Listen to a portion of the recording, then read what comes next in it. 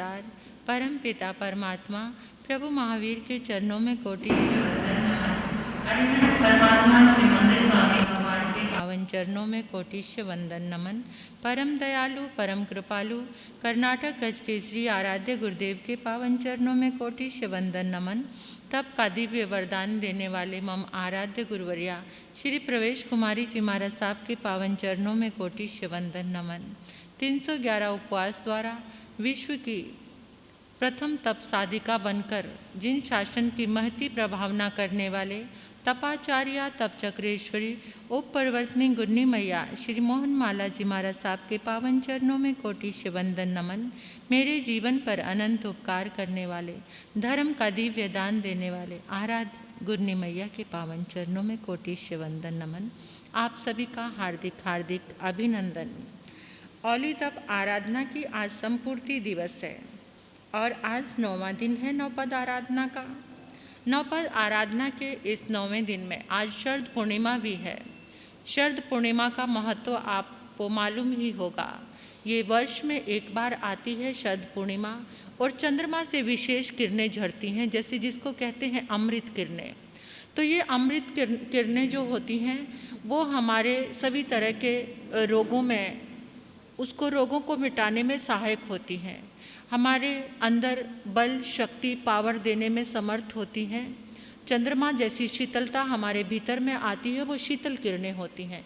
तो आज की जो किरणें आज के दिन चंद्रमा की चांदनी में बैठकर अगर माला की जाए और अनापूर्वी आदि का अध्ययन किया जाए तो आँखों की ज्योति भी बढ़ती है और हमारे भीतर शक्ति का संचार भी होता है। तो आज की शरद पूर्णिमा की इस विशेष वेला में जितना हो सके पानी का कम सेवन करना आज के दिन, क्योंकि जो चंद्रमा होता है आज के दिन धरती के सबसे नज़दीक होता है और हमारे मन का सीधा संबंध किससे है? चंद्रमा से है। कहते हैं जिसका चंद्रमा कमज़ोर हो जाता है तो उसका मन भी विचलित सा रहता है और वो डिप्रेशन में आ जाता है जिसका चंद्रमा कमज़ोर होता है। तो जो पूर्णमासी के दिन विशेष आराधना साधना करते हैं, जैसे ज़्यादा साधना करनी चाहिए नमो अरिहंताणं की, अरिहंत भगवान की साधना उस दिन करनी चाहिए सफ़ेद रंग की। तो इससे जो चंद्रमा है वो बैलेंस रहता है। तो हमारे अंदर अगर पानी की अधिकता हो जाए तो वो भी नुकसानदेह है, अगर पानी कम हो जाए वो भी नुकसानदेह है। तो हम इस चंद्रमा आज के दिन में विशेष जो मन की वृत्तियाँ हैं वो अति चंचल हो जाती हैं। इसलिए हमारे मनीषियों ने आचार्यों ने आज के दिन व्रत उपवास या कुछ न कुछ ब्रह्मचार्य का व्रत हरि का त्याग ऐसी चीज़ें निर्धारित की हैं, क्योंकि आज के दिन समुद्र में क्या आता है? ज्वार आता है, यानी समुद्र का पानी इतनी उतनी 32 फीट ऊंचे उछलता है। तो वो सारा उसका संबंध चंद्रमा से है और चंद्रमा का संबंध हमारे मन से है, हमारे मन का संबंध। इसलिए ये बहुत विस्तृत सा एक विषय है और मुझे श्रीपाल चरित्र अभी इतना सारा रहता है तो इसमें विशद प्रकाश में इतना ही कहना चाहती हूँ कि आज ज़्यादा से ज़्यादा धर्म की आराधना करना, जितना हो सके चांद की चांदनी में लोगस का जाप करना, नमो अरिहंताणं का जाप करना, या आज नमो तव्वस है, नमो ओम ह्रीं श्रीं नमो तव्वस, तपस्या यानी तप को मेरा नमस्कार है।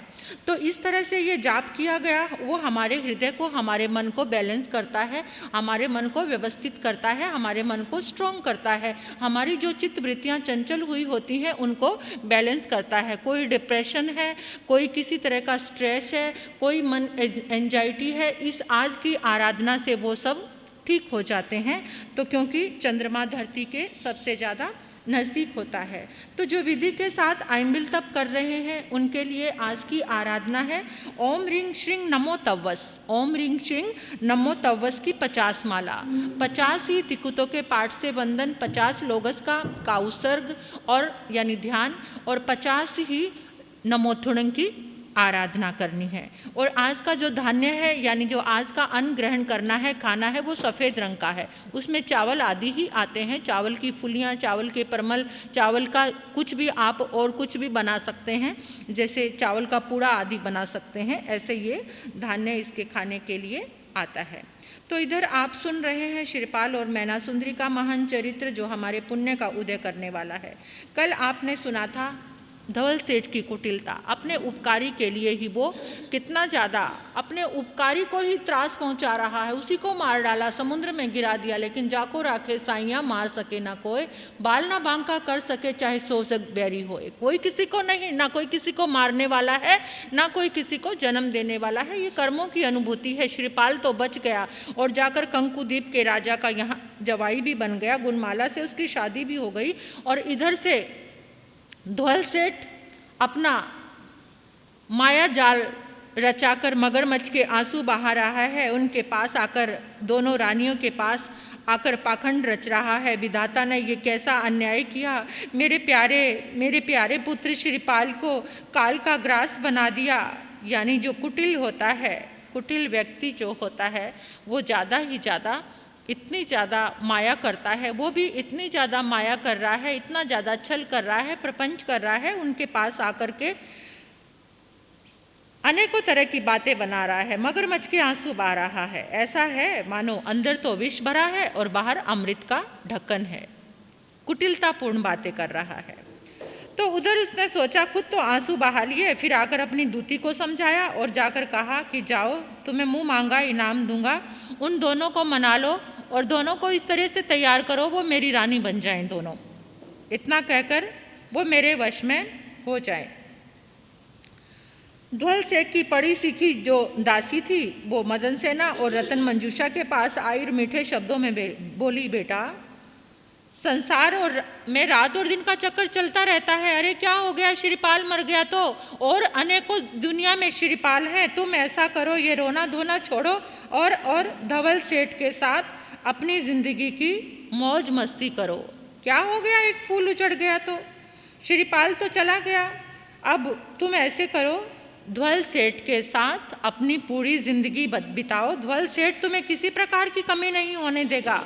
जैसे दोनों ने सुना, एकदम रौद्र रूप, क्योंकि सती नारी के सामने अगर किसी पर पुरुष को अपनाने की बात करी जाए तो वो कैसी होगी। उसने जोर से फटकार लगाई, दुष्टा चली जाओ यहाँ से।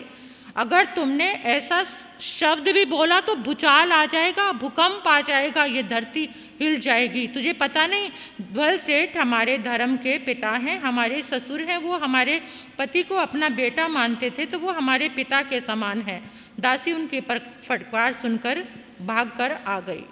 तो उसने सारी बातें सेठ को बताई। अब सेठ सोचता किस तरह से इनको मनाया जाए।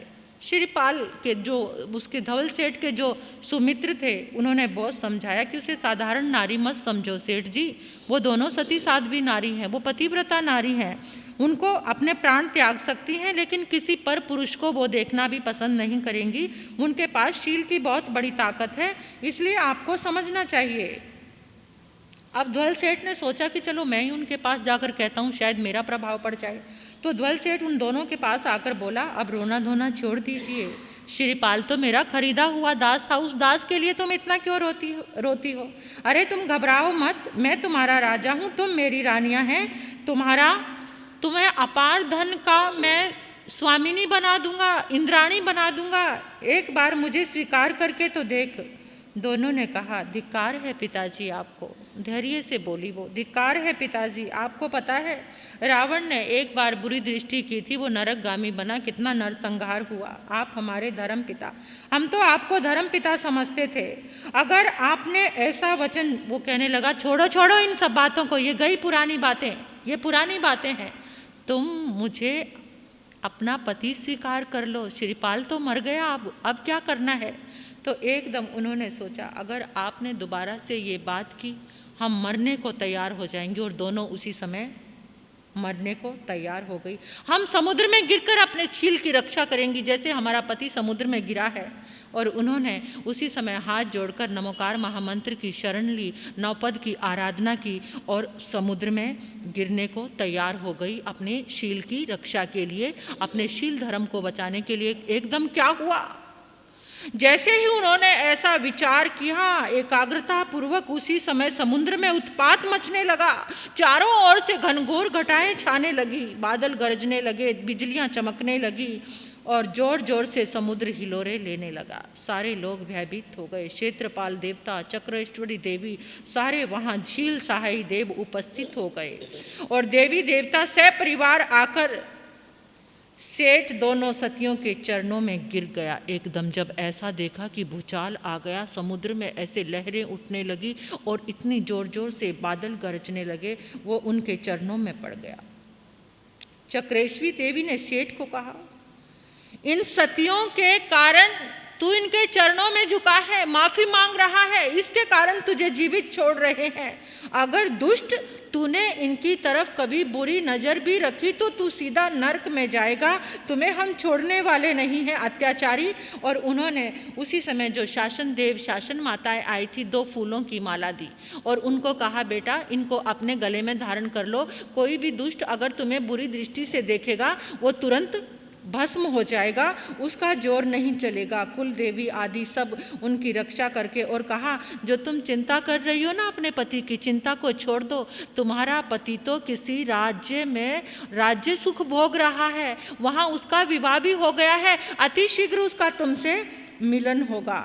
इस तरह सेठ ने थोड़ा पश्चाताप किया। तीनों मित्रों ने समझाया, देख लिया एक सती साध्वी नारी की ताकत को, और वो अब पश्चाताप की अग्नि में जल रहा है। मैंने ऐसा क्यों किया? वायु वेग से जो जहाज थे वो आगे चलने शुरू हो गए, उत्पात शांत हो गया समुद्र का। तो उस समय जहाज वहीं पहुंच गए कंकु द्वीप में, जहां पर शिरीपाल राजा का जमाई बना हुआ है। तो अब तो सेठ को अकल आ गई थी, तो सबसे पहले वो कर देने के लिए वहां पर राज दरबार में पहुंचा। जब राज दरबार में पहुंचा तो राजा ने अपने जवाई शिरीपाल से धवल सेठ यानी जो भी कोई अतिथि आता था तो पहले एक प्रथा चलती थी कि पान का बीड़ा दिलाते थे, यानी पान देकर उसका सम्मान करते थे। तो उसने क्या किया, राजा ने शिरीपाल को कहा कि ये धवल सेठ जो आया है तुम इसको पान का बीड़ा दो, ये इस समय हमारा अतिथि है। तो जैसे ही शिरीपाल ने पान का बीड़ा उसको दिया तो आंखें दोनों की मिली और वो देखकर हैरान हो गया कि मैंने तो शिरीपाल को मार गिराया था और यहाँ पर राजा का जमात बना बैठा है, क्या उससे शक्ल मिलती जुलती कोई और तो नहीं है? ऐसे मन में वो सोचने लगा और मन में सोचने लगा, पान लेकर उसका मन नहीं लगा। जब वहाँ से निकलने लगा तो द्वारपाल से पूछा कि अभी अभी ये जिसने मुझे पान दिया था ये है कौन वैसे? कहते ये राजा का जमाई है। कहते नाम क्या है इसका? शिरीपाल है इसका नाम। ये ऐसे समुद्र के किनारे राजा को मिला था और राजा ने इसके साथ अपनी बेटी को की शादी कर दी। इतना सुनना था, सेठ के नीचे तो पाँव से धरती जमीन खिसक गई। अरे मैंने मारा राजा का, फिर जवाई बन बैठा ये। ऐसा वो सोच ही रहा था। मैंने तो सोचा था मर गया होगा।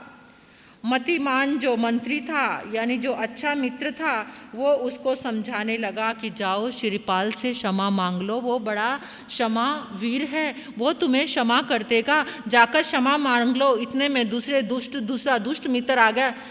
कहता सेठ जी इसकी बात मत मानो, अब कुछ ऐसी मति और धारण करो कि शिरीपाल को पुनः मरवाया जाए। अभी वो दोनों बात ही कर रहे थे, इतने में एक भांड की टोली वहाँ से निकली।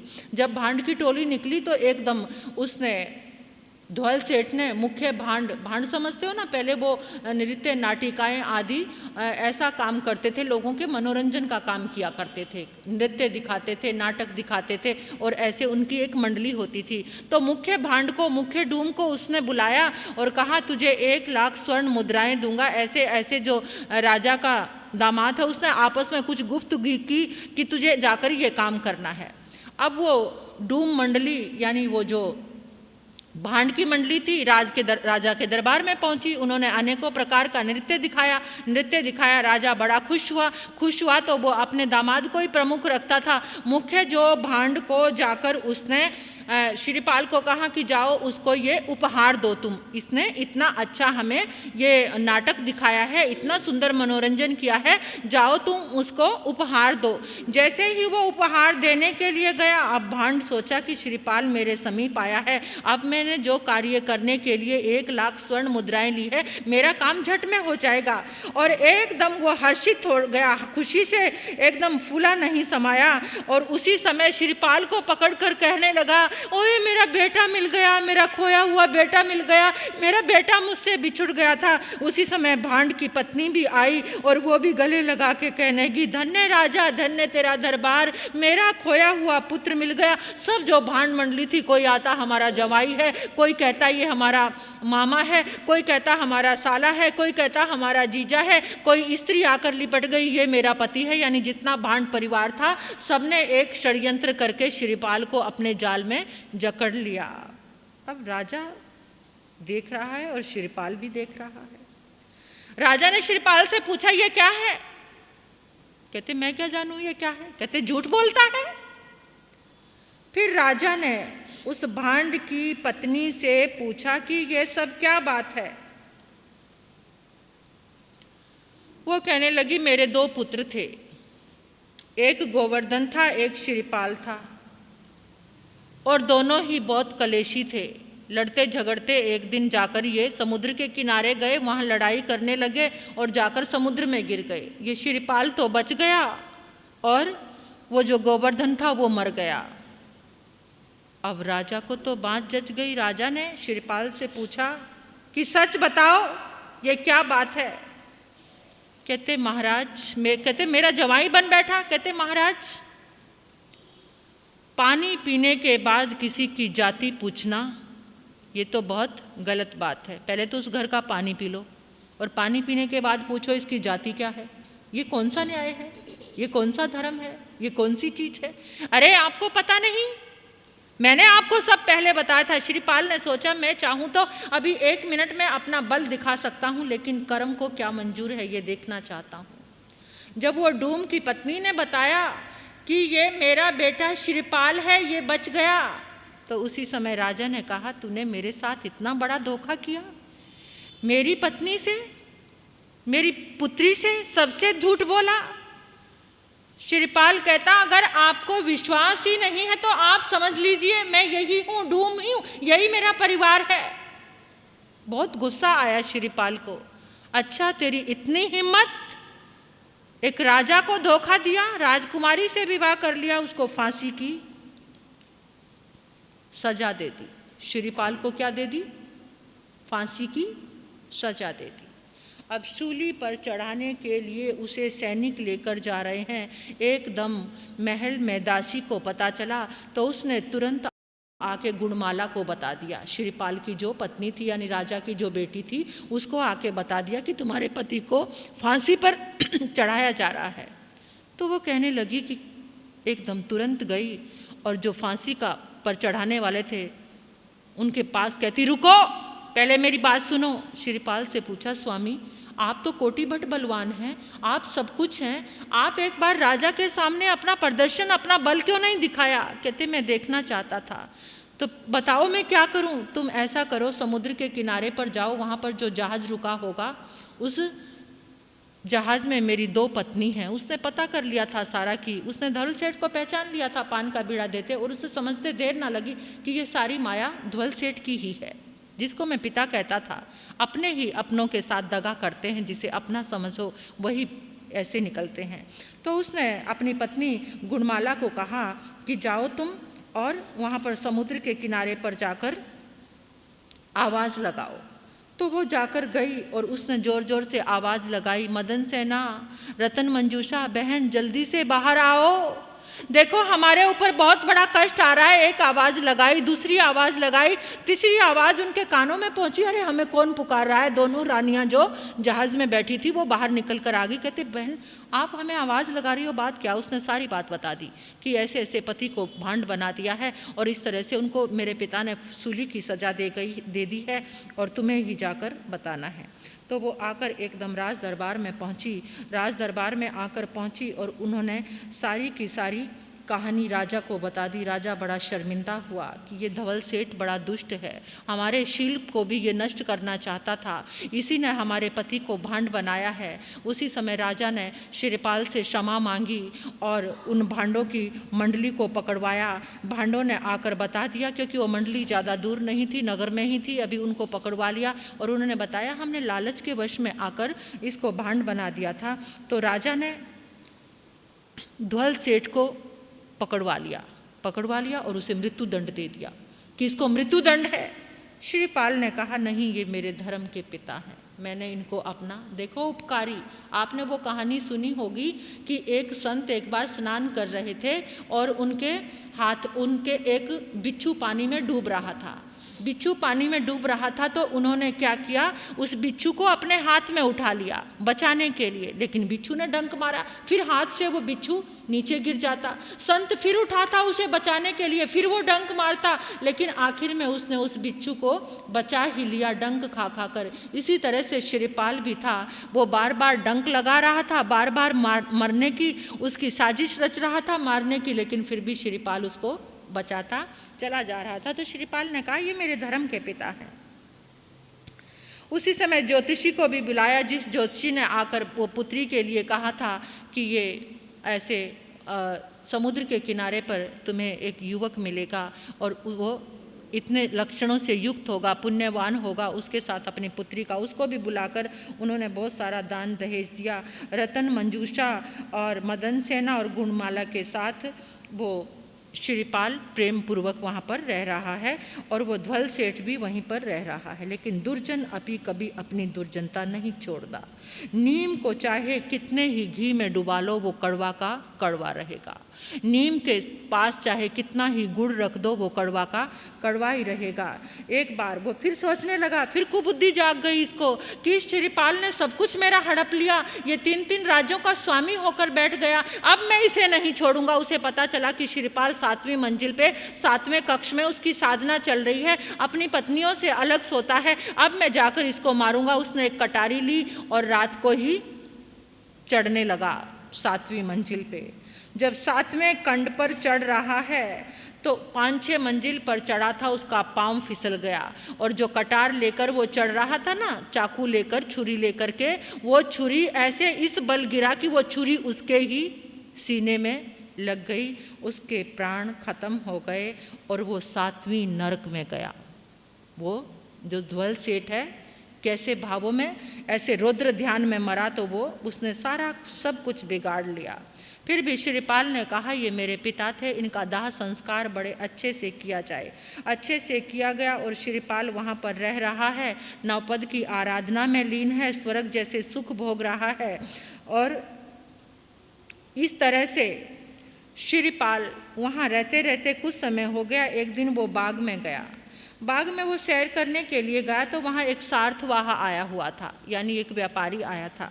तो श्रीपाल ने पूछा कि कोई ऐसी घटना घटी है जो आश्चर्यकारी घटना हो, आप देश विदेश की यात्रा करके व्यापार करके आ रहे हो, कोई ऐसी घटना घटी है कि जिसमें कुछ आश्चर्य हो, विषमयकारी हो, वो ऐसी कोई वस्तु देखी है? तो वो कहने लगा कि हाँ एक चीज़ मैंने देखी। कहने लगा क्या? कि कुंडलपुर नाम का नगर, मकर केतु नाम का राजा, उसके कपूर तिलक पटरानी है, युगल पुत्र यानी 2 पुत्रों के बाद एक बेटी का जन्म हुआ। वो बेटी बड़ी गुणवान है, लेकिन उस बेटी ने एक प्रतिज्ञा की हुई है कि जो भी कोई मुझे वीणा वादन में हराएगा मैं उसी के साथ विवाह करूंगी। बड़ी सुंदर है वो युवती। तो देखो तो सारा नगर अब वीणा वादन सीख रहा है। तो श्रीपाल सोचने लगा कि मुझे भी वहाँ जाकर अपना भाग्य आजमाना चाहिए, लेकिन वो नगर कुंडलपुर है बहुत दूर, कैसे जाया जाए? तो श्रीपाल ने नवपद की आराधना में बैठ गया, इष्ट देव को याद किया तो एक नवपद के आराधक देव विमलेश्वर देव प्रकट हो गए। विमलेश्वर देव प्रकट हुए तो श्रीपाल की इच्छा पूछी कि बोलो क्या चाहते हो? मैं नवपद का आराधक सेवक हूँ, आप मुझे आज्ञा फरमाएं। आपकी नवपद आराधना इतनी ज़बरदस्त है कि मुझे आपकी आराधना के सामने आना पड़ा। तो उसने कहा कि मैं कुंडलपुर में जाना चाहता हूँ। तो विमलेश्वर देव ने एक हार दिया, देव प्रदत्त हार। कहते इस हार को तुम पहनोगे, जहाँ की यात्रा करना चाहोगे वो यात्रा कर सकते हो और जैसा रूप बनाना चाहोगे वैसा रूप तुम बना सकते हो, यानी जैसा भी रूप बनाना चाहो। तो श्रीपाल ने क्या किया, एक कुबड़े का रूप बनाया, गले में वो हार पहना और वो कुंडलपुर में ऐसे यानी हार के प्रभाव से पहुंच गया। तो वहाँ पर जाकर क्या देखा कि सब नगरी में वीणा वादन सीख रहे हैं, चारों तरफ वीणा की आवाज़ें आ रही है। तो श्रीपाल भी एक जगह पहुंच गया किसी वीणा वादन के सिखाने वाले के पास, वीणा वादक के पास। उसने उसके हाथ में देखा, ये कुबड़ा सा ये क्या सीखेगा। उसने उसके हाथ में वीणा पकड़ा दी। तो सबसे पहले उसने अब वो वीणा वादन वो भी सीखने लगा। और उधर राजा का दरबार लगा, परीक्षा होनी थी। अनेकों तरह के राजकुमार आए हुए थे, अनेकों प्रकार के राजकुमार आए हुए थे। तो कुबड़ा भी वहाँ पर वीणा लेकर पहुँच गया। जब कुबड़ा वहाँ पर वीणा लेकर पहुँचा तो एकदम पूरा का पूरा जो राज दरबार है वो जोर जोर से हंसने लगा, जोर जोर से हंसने लगा। तो सब कहने लगे, देखो रे देखो, ये कुबड़ा भी आया है अपनी इच्छा पूरी करने के लिए, ये भी वीणा वादन करेगा। यानी उसका रूप भी ऐसा था। तो वहाँ पर आकर कुमरी ने अपना वीणा वादन किया। सब राजकुमार उसके सामने हारते चले गए, हारते चले गए। तो उस समय कुबड़े ने अपना वीणा वादन छेड़ा। होते मूर्छना ग्राम की तक्षण सब जन मूर्छा पाया, किंचित मातर चले नहीं कोई इस विधि बोलु भाया। ओ श्रीपालेश्वर समरियो परमेष्टि, नवपद प्रेम से श्रीपाल नरेश्वर। अब वो कुबड़ा उठा, बाकी तो सब हार चुके थे। कुबड़ा उठा, जैसे ही उसने अपनी वीणा वादन छेड़ा, राजकुमारी ने भी उसको देखा। उसको जो राजकुमारी की वीणा में उसने दोष बता दिया कि तुम जो वीणा मुझे दे रही हो बजाने के लिए, तुम्हारी वीणा में दोष है, मैं अपनी वीणा ही बजाऊंगा। जैसे ही उसने मधुर ध्वनि निकाली तो सारे के सारे लोग उसकी वीणा को सुनकर अपने होश खो बैठे और मूर्छित हो गए। उसने क्या किया, कुबड़े ने सबके आभूषण निकाल कर ढेर कर दिया, ढेर कर दिया और ऐसी वीणा छेड़ी, ऐसी वीणा छेड़ी कि राजकुमारी उसकी वीणा के सामने प्रासत हो गई और श्रीपाल के गले में उसने वरमाला पहना दी। अब उसने कुबड़े का रूप हटाया। अपना असली राजा तो परेशान हो गया कि कुबड़े के साथ मेरी बेटी का विवाह हो गया, लेकिन तुरंत उसने अपने कुबड़े का रूप हटाया और श्रीपाल बनकर पहले जैसे रूप को दिखाया तो चारों तरफ हर्ष की लहर फैल गई। जैसे सीता को राम मिले, ऐसे ही उस सुंदर कन्या ने वरमाला उसके गले में डाल दी थी तो वो प्रसन्न चित्त हो गई।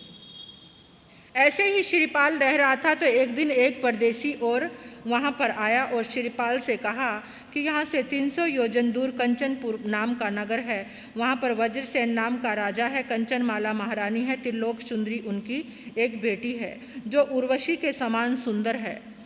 तो उसने भी स्वयंवर रचाया है, जो स्वयंवर में जो उसको हराएगा वो उसी को अपना पति मानेगी।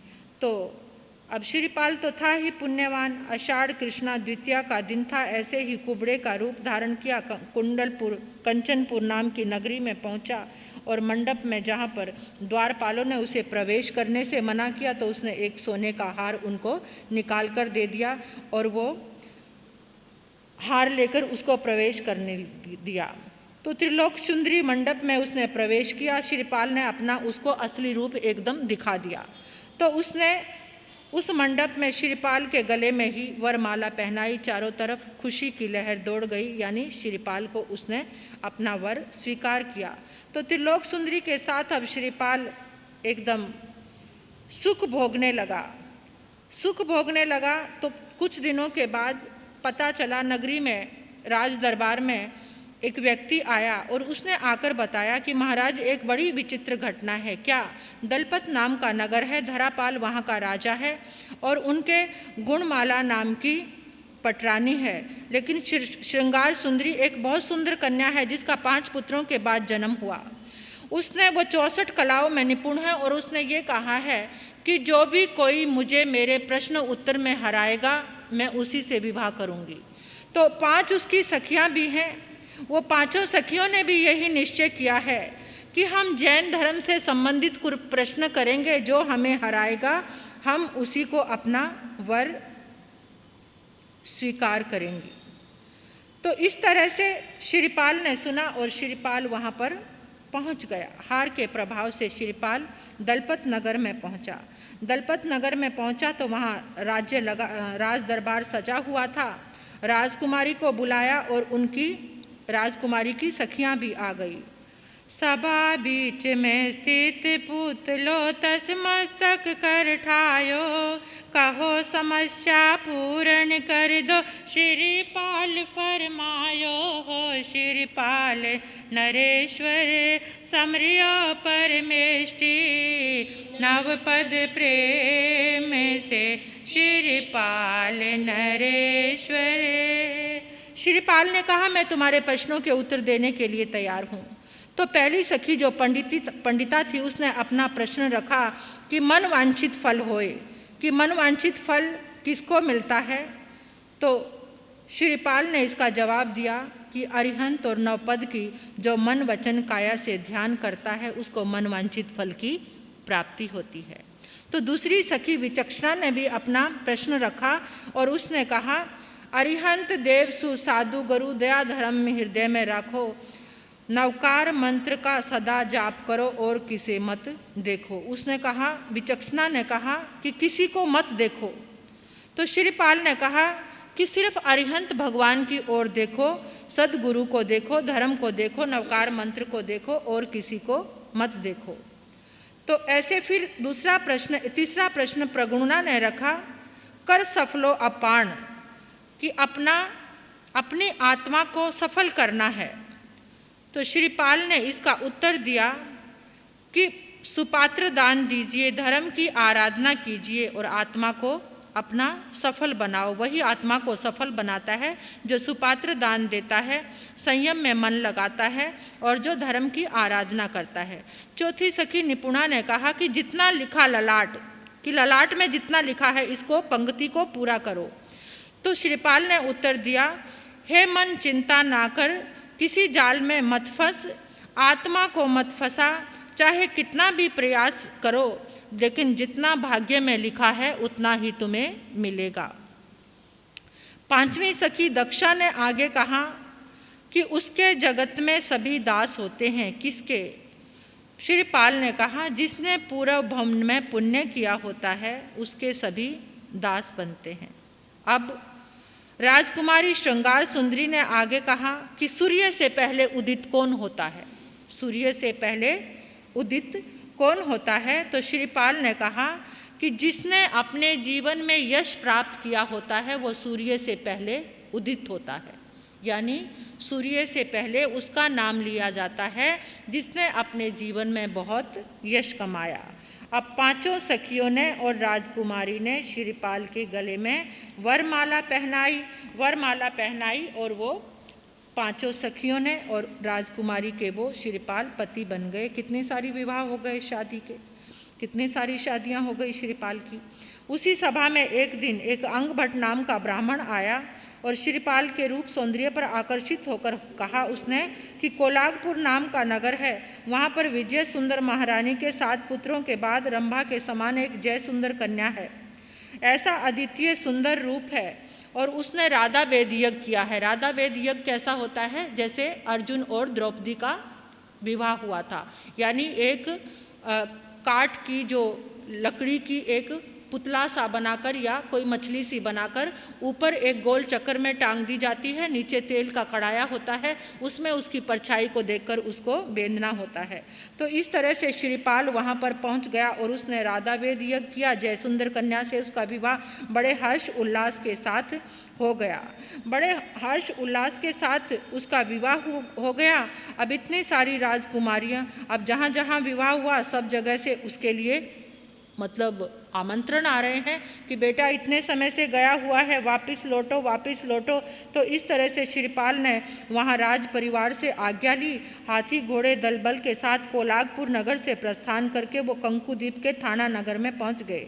श्रीपाल जैसे ही थाना नगर में पहुँचे वहाँ उसके ससुर ने शुभ मुहूर्त देखकर कहा कि बेटा देख, मेरे यहाँ पर कोई पुत्र नहीं है, तुझे मैं यहाँ का राजा बनाता हूँ। तो राज सिंहासन पर श्रीपाल सुशोभित हो गए।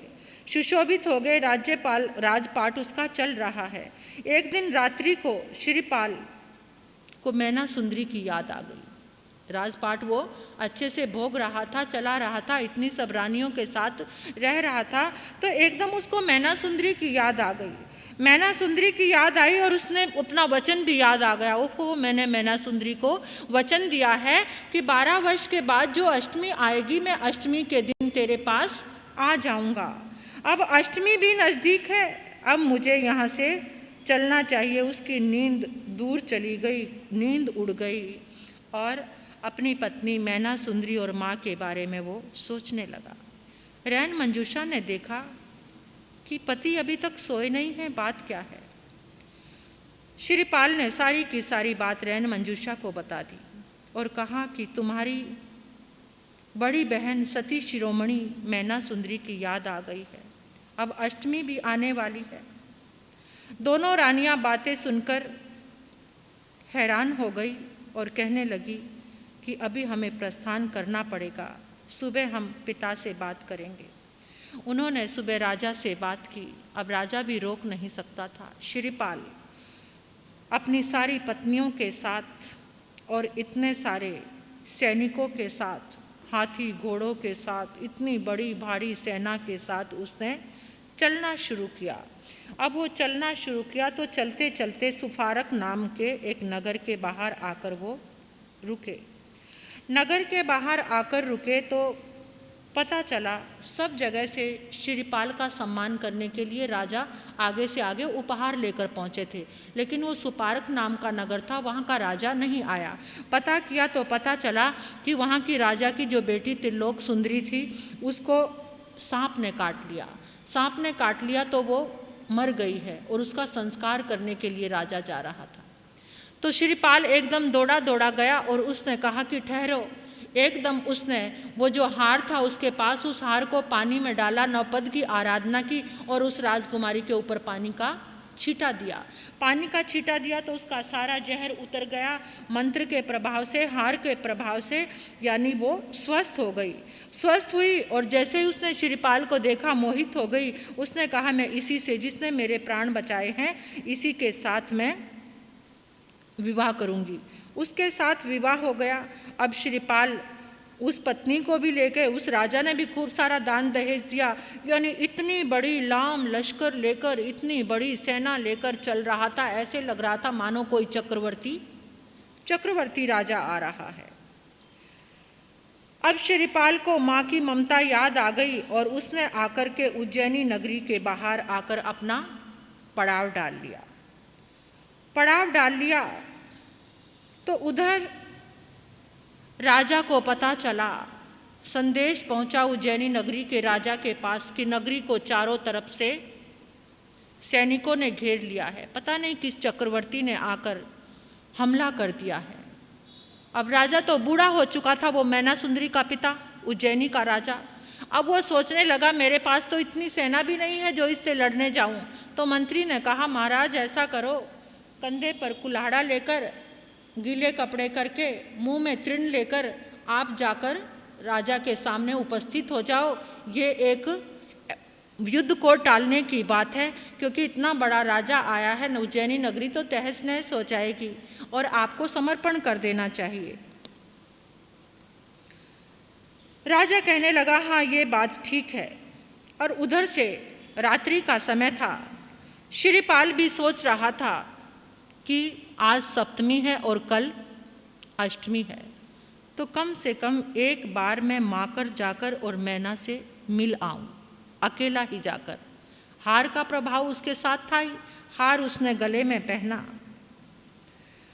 उधर से अपने दरवाजे पर जाकर वो खड़ा हो गया।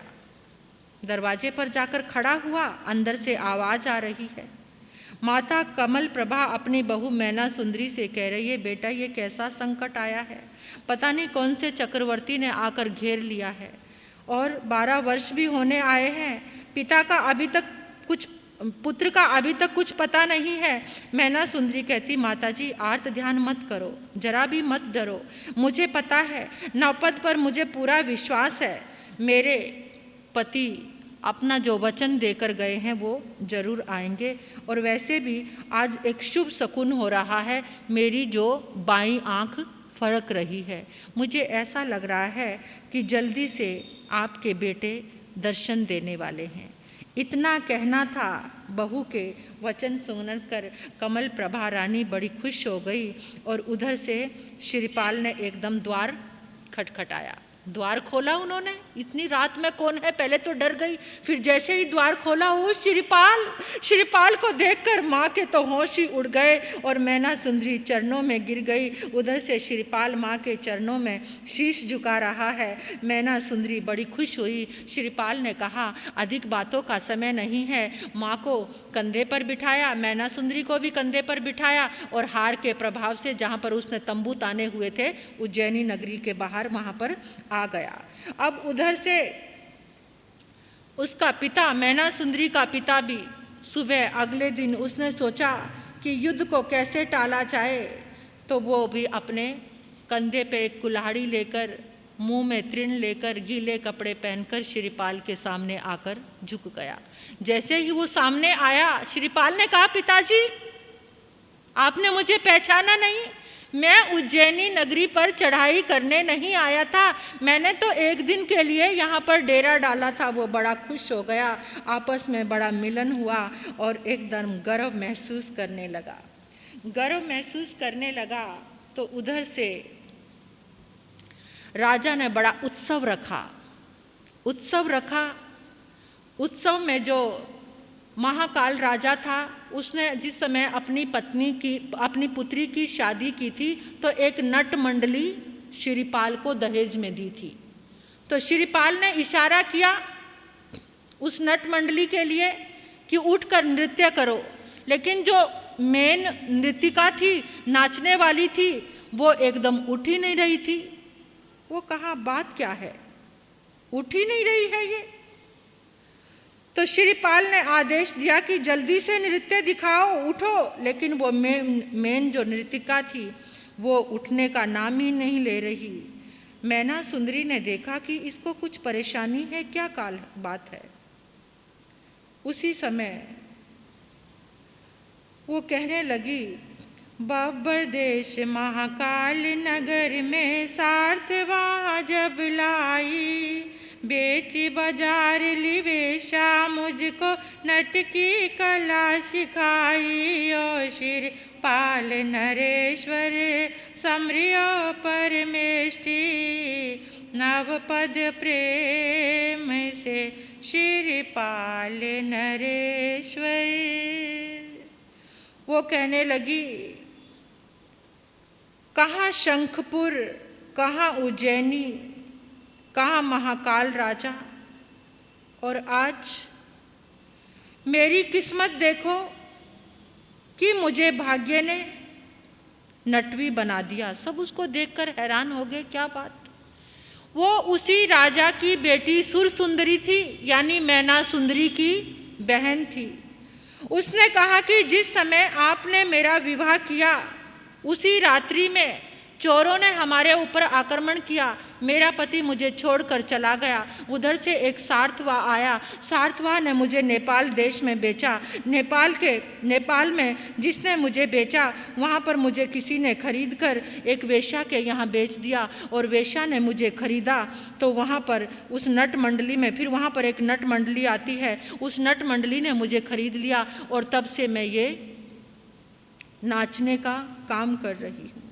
लेकिन आज अपनी ही सभा में, अपनी बहन के उत्सव में, अपने ही जीजा के उत्सव में मैं इतने साथ इसके साथ चलती रही श्रीपाल के साथ, लेकिन मैंने नहीं बताया। लेकिन आज अपने पिता के सामने, अपने परिवार के सामने मैं कैसे नृत्य करूं, कैसे नाचूं। राजा भी देखकर हैरान रह गया कि कैसे कर्म की विचित्र लीला है। मैना के पति के सामने तो मैं अनेकों नृत्य करती रही, लेकिन आज अपने परिवार के सामने मैं नहीं नाच सकती। तो उसी समय श्रीपाल ने कहा तुमने मुझे पहले नहीं बताया। श्रीपाल ने उसके पति की खोज करवाई, उसके पति को ढूंढा और उधर से श्रीपाल ने अपनी सेना के साथ अपने राज्य पर भी, चंपा नगरी पर भी विजय प्राप्त की, क्योंकि उसका जो चाचा था वीर दमन वो भी बूढ़ा हो चुका था, उसको भी परास्त कर दिया। वो भी जब परास्त हुआ, हार गया, तो उसने मन में सोचा परास्त हो गया, क्या करना है मुझे रहकर, मैंने पूरा संसार भी देख लिया। तो वीर दमन को एकदम वैराग्य आ गया और वो संत बन गया। उसका जो चाचा शिरीपाल का राज्य तो वो ले ही नहीं सकता था, उसके अंदर इतना बल नहीं था, लेकिन उस राज्य को देखकर, उन सारी चीज़ों हार जीत को देखकर उसके मन में वैराग्य आ गया। उधर से शिरीपाल ने अपने उस 700 कुश्तियों को भी बुला लिया, जो 700 कोड़ियों ने शिरीपाल का साथ दिया था, शिरीपाल को राजा की तरह रखते थे, उनको भी किसी को मंत्री बना दिया, किसी को सेनापति बना दिया, किसी को कर्मचारी बना दिया। यानी इस तरह से 700 को अपने किसी न किसी पद पर रख लिया। शिरीपाल बचपन से ही पुण्यवान था, तो उसका पुण्य दिन रात बढ़ता ही चला जा रहा था। जब उसके जो चाचा हैं वो मुनि बन गए तो एक दिन पता चला शिरीपाल को, शिरीपाल ने भी मुनि के पास जाकर दर्शन करता, और एक दिन पता चला कि मुनि वीर दमन को अवधि ज्ञान हो गया। अवधि ज्ञान हो गया, वो बड़ी ऊंचाई पर पहुंच गए हैं। वीर दमन को अवधि ज्ञान हो गया, ऐसा शिरीपाल को पता चला। तो शिरीपाल ने मैना सुंदरी आदि अपनी सभी रानियों को साथ में लिया और अपने चाचा वीर दमन यानी जो अब अवधि ज्ञानी मुनि हो गए थे, उनके पास, उनके चरणों में पहुंचा। और शिरीपाल इतना उपकारी था, उधर से उसने जो ध्वल सेठ का पुत्र था विमल, उसको भी बुलाकर नगर सेठ बना दिया कि मेरे अभ्युदय का कारण यानी मेरी जो भाग्य का कारण है वो धवल सेठ है। धवल सेठ अगर मुझे अपने जहाज़ों में नहीं लेकर जाता तो मेरा इतना भाग्य नहीं जागता। यानी उसने उपकारी के उपकार को नहीं भूला, उसको भी चंपा नगरी का नगर सेठ बना दिया। जब उसे पता चला कि वीर दमन को अवधि ज्ञान उत्पन्न हो गया है, तो और वो अपने शिष्यों के साथ चंपा नगरी में पधारे हैं, शिरीपाल बड़ा प्रसन्न हो गया। मुनि वीर दमन की अमृतमयी वाणी सुनने के लिए अपनी रानियों को लेकर, अपने पुत्रों को लेकर बड़ा समय लंबा हो गया। तो वो उनके सामने पहुंचा और उनके चरणों में प्रार्थना की कि गुरुदेव आप धन्य हो, हमें भी आगे बढ़ने का या जीवन में कुछ करने का संदेश दे दीजिए। और शिरीपाल को धर्म सुनाया। शिरीपाल ने 12 व्रत अंगीकार किए। शिरीपाल पूछने लगा कि भगवान मैं आपसे एक बात पूछना चाहता हूँ कि मैंने अपनी जवानी अवस्था आने से पहले ही मैं कोढ़ी हो गया, ऐसा मैंने कौन सा कर्म किया था? कौन से कर्म उद्देश्य में कोढ़ी बना और समुद्र के बीच में क्यों गिरा? किस कारण से मुझे डूम बनना पड़ा? कृपा सभी बातें मुझे विस्तार से बताइए। तब मुनिराज ने कहा कि ये पाप कर्मों की कहानी है। जो जीव जैसे कर्म करता है वैसे ही फल भोगता है। सुनो शिरीपाल, भरत क्षेत्र में हिरण्यपुर नगर में श्रीकांत राजा राज्य करते थे। उनको शिकार करने का बहुत शौक था। तीनों समय जंगल में शिकार करने जाता था राजा। उसकी जो रानी थी वो जैन धर्म को मानने वाली थी।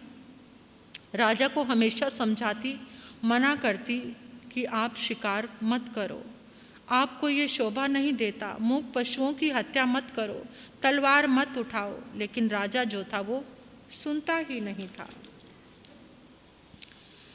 रानी बहुत समझाती कि हिंसा करने वाला व्यक्ति नरक में जाता है। श्रीकांत नहीं मानता। एक बार 700 लोगों के साथ वन में शिकार करने के लिए गया। वहाँ ध्यानस्थ मुनि को देखकर उसकी अवहेलना की। मुनि को कोढ़ का रोग हो गया था, इसलिए मुनि नगर से बाहर चले गए थे। तो वो जो 700 व्यक्तियों ने, देखो यहाँ शब्दों की एक वचन बोलने से क्या होता है, हम हंसी मजाक में कितने शब्द बोल जाते हैं। तो वहाँ पर जो श्रीकांत राजा ने जब मुनि को देखा तो एकदम कहा, अरे कुष्ठी, सारे जंगल को खराब कर रहा है, यहाँ जंगल में बैठकर सारे वातावरण को खराब कर दिया।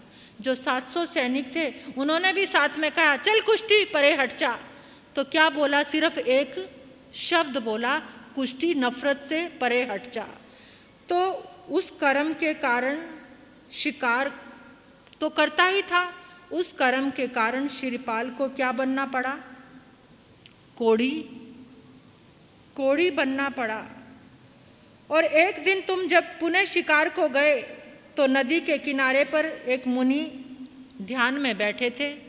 ऐसे ही कौतूहलवश मुनि को उठाया और नदी में डाल दिया। फिर थोड़ी देर बाद दया आ गई तो वापस बाहर निकाल दिया। इसके कारण तुम्हें समुद्र में गिरना पड़ा। फिर दया आने के कारण जब बाहर निकाल दिया, राजमहल में आया, रानी को घटना सुनाई। रानी ने आलोचना करवाई और आलोचना करवा के कहा तुमने ये बहुत बुरा किया, इसलिए तुम्हें समुद्र में डूबना पड़ा। राजा ने अपने पश्चाताप करते हुए रानी से कहा कि अब ऐसा कार्य कभी भी नहीं करूँगा। एक बार राजा गवाक्ष में बैठा हुआ था, उसी समय मुनि गोचरी को आए। राजा पहले की सारी बातें भूल गया। उसने सिपाही को बुलाकर आदेश दिया कि मुनि को मार डालो। बिना बात ही, पता नहीं उसके अंदर क्या ऐसा उठता था कि वो हिंसा करने में ही अपने आप को बहुत खुश रहता था। कितने लोग ये मांसाहार करके बहुत खुश रहते हैं ना, फिर उसका कर्म इसी तरह से भोगना पड़ता है। तो उसने कहा मुनि को मार डालो।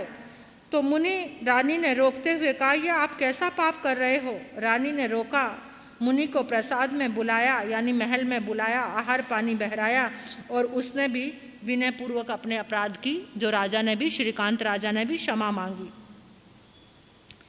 तो इस तरह से तुम्हें सूली पर चढ़ना पड़ा। जो उपकारी के उपकार को नहीं मानता उसकी यही हालत होती है। लेकिन रानी तुम्हें बार बार तुम्हारे साथ आलोचना करवाती, तुम्हें धर्म में लाती, तुम अपराध की क्षमा मांगते तो वो तुम्हारे सारे बुरे कर्म टलते चले गए। तो मुनि ने कहा श्रीपाल को कि एक बार श्रीकांत राजा ने अपने पड़ोसी राजा पर 700 सेवकों के साथ आक्रमण कर दिया और राजा भी शेर की तरह श्रीकांत पर टूट पड़ा। 700 सेवकों को मृत्यु के घाट उतार दिया। श्रीकांत राजा अपने प्राण बचाकर भाग आया। आयुष्य पूर्ण होने पर श्रीकांत का जीव लेकिन पत्नी के माध्यम से नवपद की आराधना श्रीकांत को मिल गई थी। वो नवपद की आराधना करता था। तो इसलिए हे श्रीकांत राजा, तुम्हें वो श्रीपाल